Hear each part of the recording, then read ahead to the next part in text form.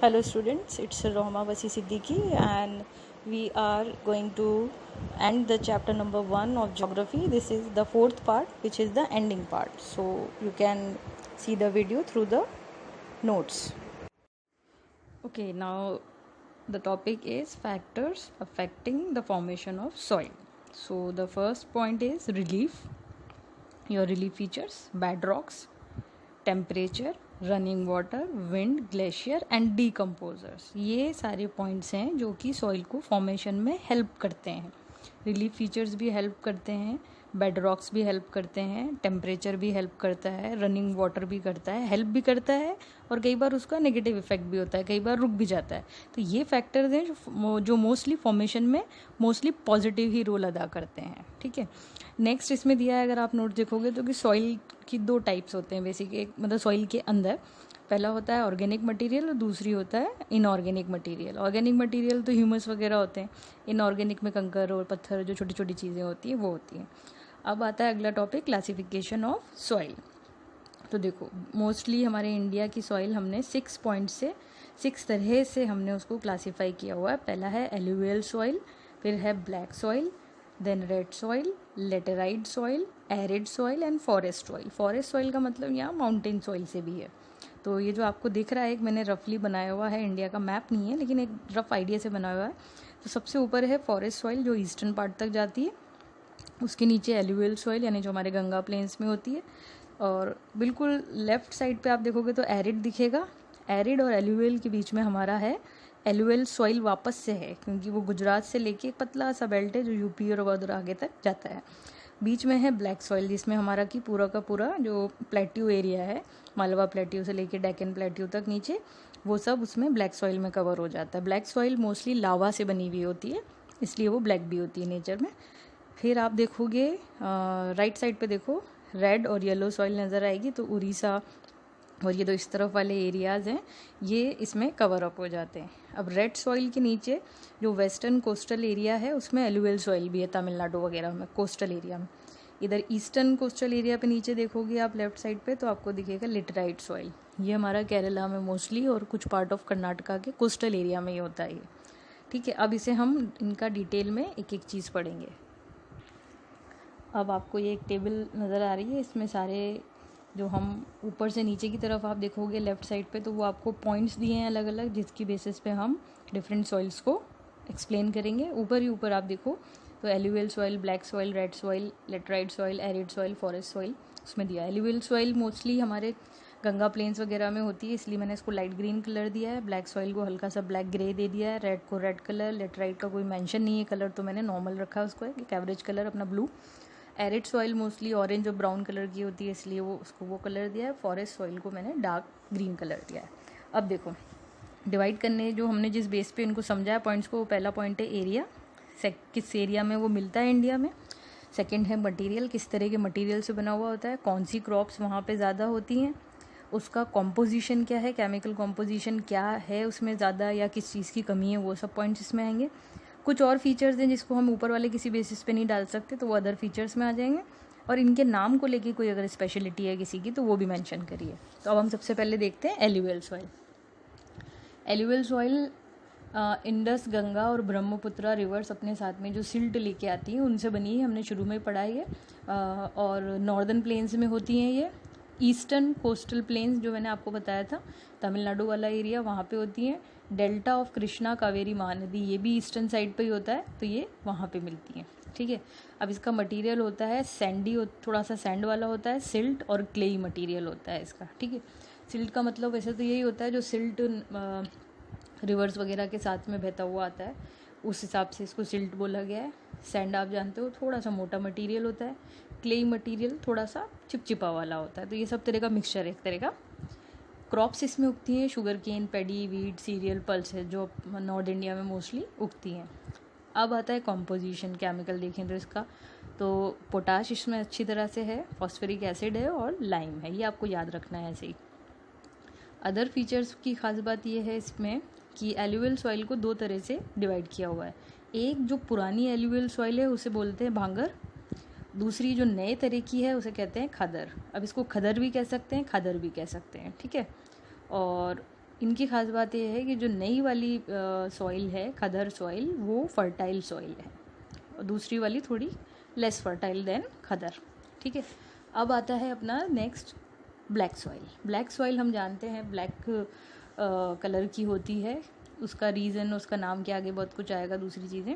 ये कहाँ मिलती है? महाराष्ट्र में, एमपी, गुजरात, छत्तीसगढ़ एंड गोदावरी और कृष्णा रिवर के आसपास भी नजर मिलती है। ये मटेरियल इसका मोस्टली क्ले ही होता है, थोड़ा चिपचिपा वाला, मतलब क्ले जैसा, जो क्ले होती है ना उस तरह का होता है।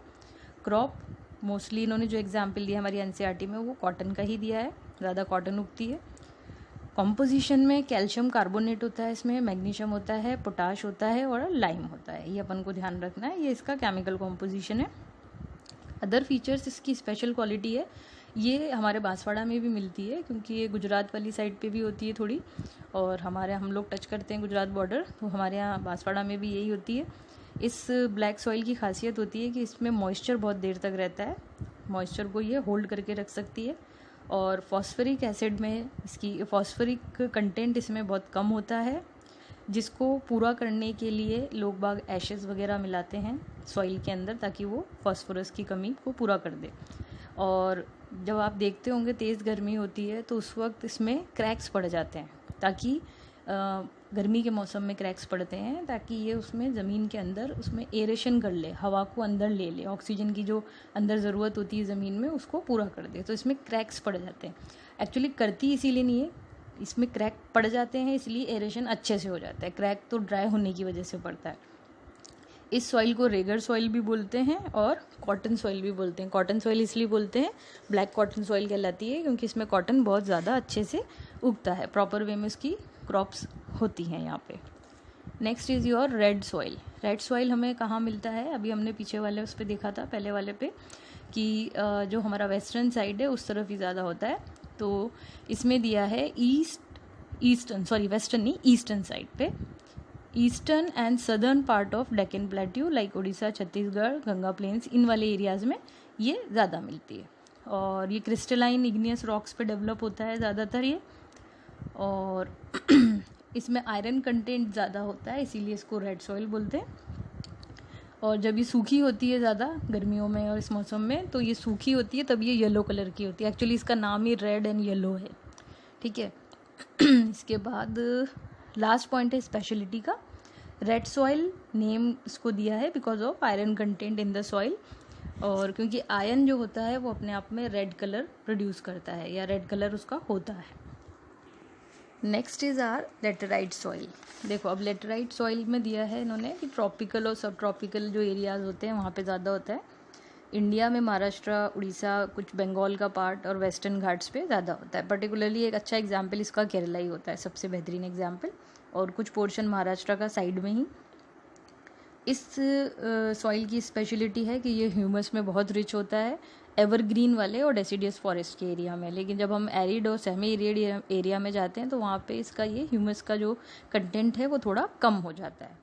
क्रॉप्स इसमें वो सारी उगती हैं, कैशो नट्स जो होते हैं, टी, कॉफ़ी, रबर, ये सारी चीज़ें वहाँ पे बहुत ज़्यादा अच्छे से उगती हैं। कॉम्पोजिशन की बात करें तो एसिडिक नेचर में होता है ये, और इसमें प्लांट न्यूट्रिएंट को जो सपोर्ट करने की चीज़ें हैं वो थोड़ी सी डेफिशिएंसी होती, कम होती है। और it is prone to, other features में देखो, prone to erosion degradation, erosion and degradation, erosion और डिग्रेडेशन इस एरिया में, इस तरह की सॉइल में ज़्यादा होता है। अब इसका नेम की स्पेशलिटी है कि जो लेटराइड वर्ड है तो उसमें जो लेटर वर्ड है वो लैटिन लैंग्वेज में उसका मीनिंग होता है ब्रिक्स, उस कलर से रिलेटेड होता है वो। Next is your arid soil. Arid soil तो हम जानते हैं हमारे राजस्थान में होती है, पर्टिकुलरली वेस्टर्न एरिया में। सैंडी होती है वो नेचर में, और सेलाइन होती है, सेलाइन यानी नमक वाली होती है थोड़ी सी, और इसीलिए वो बैरन होती है, वो बंजर होती है मोस्टली। और इसमें कॉम्पोजिशन में अगर आप देखो, क्रॉप तो इन्होंने ज़्यादा मेंशन नहीं करी क्योंकि कोई भी क्रॉप उगा लो लेकिन वो बहुत मुश्किल से ही उगती है, इसलिए इन्होंने एग्जाम्पल कुछ भी नहीं दिया इस सच।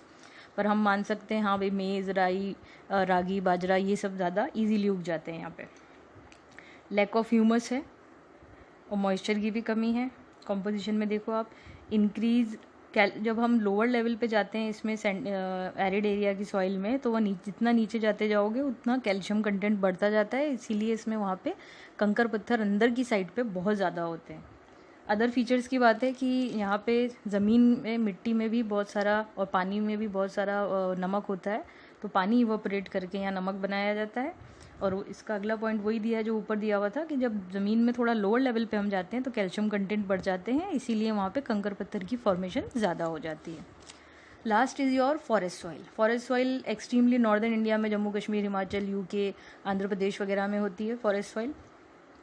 ये लूमी होती है नेचर में और सिल्टी होती है, और जैसे जैसे ऊपर जाते हैं ये थोड़ी मोटी और कोर्स ग्रेन्ड होने लग जाती है, मोटे पत्थर कहना चाहिए, थोड़ा सा मोटा मोटा होने लगती है ये, बहुत ज़्यादा बारीक नहीं होती है। कॉम्पोजिशन इसका देखो तो एसिडिक है और ह्यूमस लो होती है, इसीलिए आप माउंटेनियस एरिया में देखो जो ये फॉरेस्ट सॉइल होती है ये इतनी ज़्यादा फर्टाइल नहीं होती है। तो ये तो हो गया आपका, ये आप डिफ्रेंशिएशन के पॉइंट्स में भी याद कर सकते हो अगर आता है कि डिफ्रेंशिएट करो, और अगर डिफ्रेंशिएट नहीं आता पर्टिकुलरली एक टॉपिक पे आता है तो ये टेबल आपको थोड़ी इसमें हेल्प आउट करेगी। नेक्स्ट टॉपिक है soil erosion and soil conservation. This is the last topic. तो देखो सॉइल इरोजन का मतलब सीधे सीधे होता है कि denudation of soil cover plus washing down of whole soil. Denudation का मतलब भी वही होता है, वॉश अवे होना। सॉइल जो होती है चाहे फर्स्ट लेयर या उसके नीचे की थोड़ी सी और लेयर, जब वो किसी भी वजह से वॉश अवे हो जाती है या आगे बढ़ जाती है, चली जाती है वहाँ से, तो उसे हम कहते हैं सॉइल इरोजन। ये हम बहुत पहले से पढ़ रहे हैं 6th-7th क्लास से। तो अब देखो इसके कई रीजंस होते हैं, causes. Next topic is your causes of soil erosion. पहला कॉज होता है डिफॉरेस्टेशन, कि प्लांट्स या ट्रीज़ जब ख़त्म हो जाते हैं तो मिट्टी को होल्ड करने के लिए प्लांट्स की रूट्स नहीं होती हैं, ज़मीन बिल्कुल खाली पड़ी होती है, तो वो आसानी से उसकी सॉइल एक जगह से दूसरी जगह उड़ जाएगी, बह जाएगी। सेकंड पॉइंट है ओवर ग्रेजिंग। जब ज़्यादा ओवर ग्रेजिंग होने लगती है तो भी छोटी छोटी ग्रास वगैरह ख़त्म होती है, तो मिट्टी को होल्ड करने के लिए, पानी को मिट्टी को ले जाने, आगे जाने से रोकने के लिए कोई भी बंदिश नहीं होती, हिंड्रेंस नहीं होती। जब छोटी छोटी घास होती है तो वो पानी कितना भी आया बारिश का तो वो मिट्टी को आगे बहने से रोक लेती है। तो ओवर ग्रेजिंग से भी यही नुकसान होता है कि वो घास, छोटे प्लांट्स ख़त्म हो जाते हैं तो इजीली सॉइल इरोजन हो जाता है। कंस्ट्रक्शन, माइनिंग, ये सब हम जानते हैं, ये कुछ ह्यूमन एक्टिविटीज़ है जिसकी वजह से सॉइल इरोजन होता है। कुछ नेचुरल फोर्सेज होते हैं सेकेंड पॉइंट में, विंड, वाटर, ग्लेशियर, ठीक है, इस वजह से भी ये सारी चीज़ें सॉइल इरोजन होता है। एक है defective method of farming. Farming के डिफेक्टिव मेथड्स भी अपने आप में नुकसान करते हैं। देखो बैड लैंड होती है, कई बार क्या होता है मिट्टी में कुछ कट लग जाते हैं और क्लेई सॉइल के थ्रू पानी ज़मीन के अंदर जाने लगता है। ये सॉइल कई बार अनफिट हो जाती है कल्टीवेशन के लिए और इसको हम बैड लैंड कहते हैं, जैसे कि चंबल बेसिन में होता है। शीट इरोजन यानी कि जब पहले ऊपर की फर्स्ट लेयर जो होती है सॉइल की वो पूरी की पूरी इरोड हो जाए, पानी के साथ या हवा के साथ आगे चली जाए, तो उसे हम कहते हैं शीट इरोजन। विंड इरोजन यानी कि आप जानते ही हो, बताने की ज़रूरत नहीं है, जब विंड पूरी लूज मिट्टी को उठा के आगे तक फ्लो करा देती है उसका, तो वो होता है विंड इरोजन। अब देखो सॉइल कंजर्वेशन के कुछ तरीके बताए हैं। वैसे डिफॉरेस्टेशन का तो है ही भाई, आप फॉरेस्टेशन करो, ग्रेजिंग को कंट्रोल करो, कंस्ट्रक्शन रोको, माइनिंग रोको, लेकिन कुछ तरीके हैं फार्मिंग के थ्रू जो हम प्रॉपर वे में कर सकते हैं। ये फार्मिंग वाले तरीके हैं बेसिकली। काउंटर प्लोइंग होती है, चारों तरफ से जो फील्ड होती है उसको प्लो कर दो ताकि पानी और मिट्टी इधर उधर आगे नहीं जा सके। टेरेस फार्मिंग, जो स्टेप फार्मिंग होती है, दिख रहा होगा आपको, टेरेस फार्मिंग के साइड में मैंने स्टेप्स बनाए, जो माउंटेन एरियाज़ में स्टेप्स बना देते हैं, तो ये पानी को होल्ड करके रख लेते हैं और या प्रॉपर वे में उसको एक बैलेंस्ड वे में पानी को बहाने के लिए होता है ये। स्ट्रिप फार्मिंग होती है। स्ट्रिप फार्मिंग में क्या होता है, जो प्लांट्स होते हैं, क्रॉप्स होते हैं, उसके साइड में ग्रास उगाई जाती है ताकि विंड और जो भी दूसरे नेचुरल फोर्सेस को रोकने के लिए ये ग्रास काम में आती है। तीसरी है प्लांटिंग शेल्टर बेल्ट्स। ये बड़े बड़े ट्रीज़ वगैरह लगा दिए जाते हैं छोटी क्रॉप्स के आसपास, तो ये हवा को या हवा से इनको प्रोटेक्शन देते हैं। Now this chapter is over, so by the next one we will be starting history chapter number 1. Okay, thank you.